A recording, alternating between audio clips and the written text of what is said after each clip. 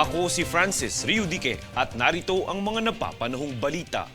Kinumpirma ng Philippine Coast Guard o PCG na nagpadala ang China ng isang hospital ship sa Escoda Shoal na sakop ng Exclusive Economic Zone ng Pilipinas.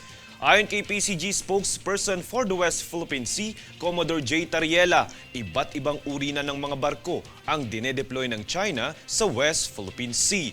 Aniya, mayroong isang China Coast Guard vessel, 24 na militia vessels, isang rescue vessel. Matatandaang nitong Lunes ay binangga ng China Coast Guard ang isang barko ng PCG kung saan nagresulta sa pagkabutas nito.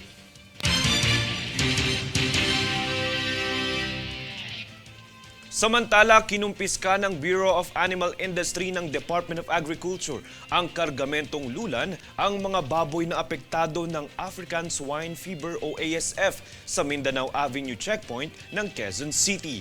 Ayon sa ulat, kabuuang 30 baboy ang nakumpiska na lumabas na positibo sa ASF matapos ang blood test na kinumpirma ng mga otoridad.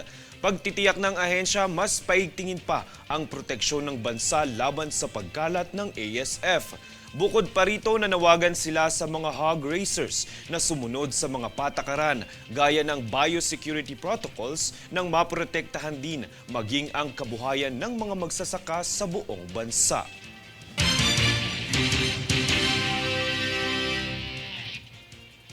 Heads up commuters dahil malapit nang matapos ang Light Rail Transit o LRT1 Cavite Extension bago magtapos ang taon. Sa kasalukuyan, 79% na ang tapos sa naturang proyekto.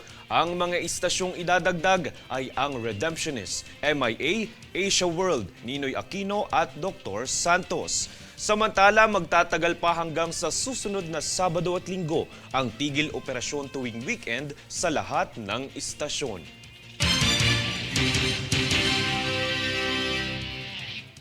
Kami ang boses ng pagbabago. Ako si Francis Riudique at ito ang News Force.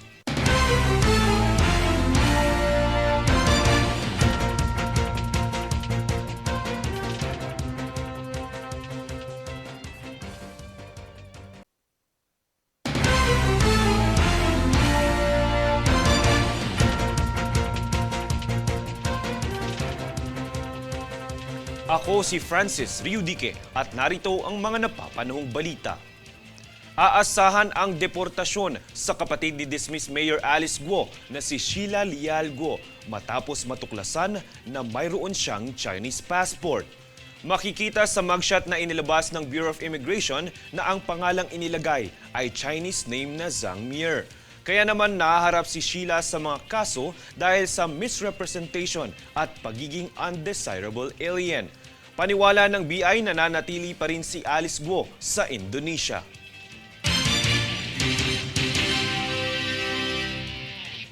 Samantala, naaresto ang isang 49 anyos na hinihinalang nagbebenta ng droga matapos ang sting operation na isinagawa ng Philippine National Police Drug Enforcement Group o PNP-DEG sa Valenzuela City nitong Biyernes.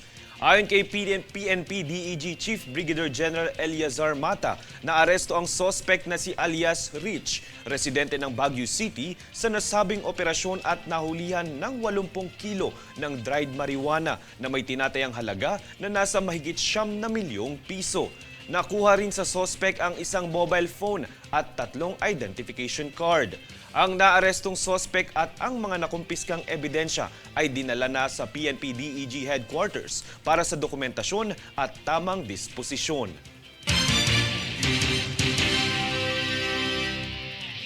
Sa ibang balita, nagpulong ang MMDA at Department of Budget and Management o DBM para sa tuloy-tuloy na pagpaplano para sa Metro Manila Green Project.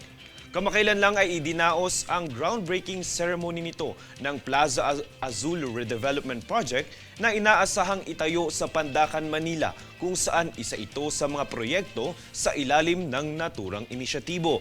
Ang Triple Green Project na ito ay layong pagandahin at gawing sustainable ang mga open spaces at parke sa Kamaynilaan upang mabawasan ang epekto ng init sa mga urban areas.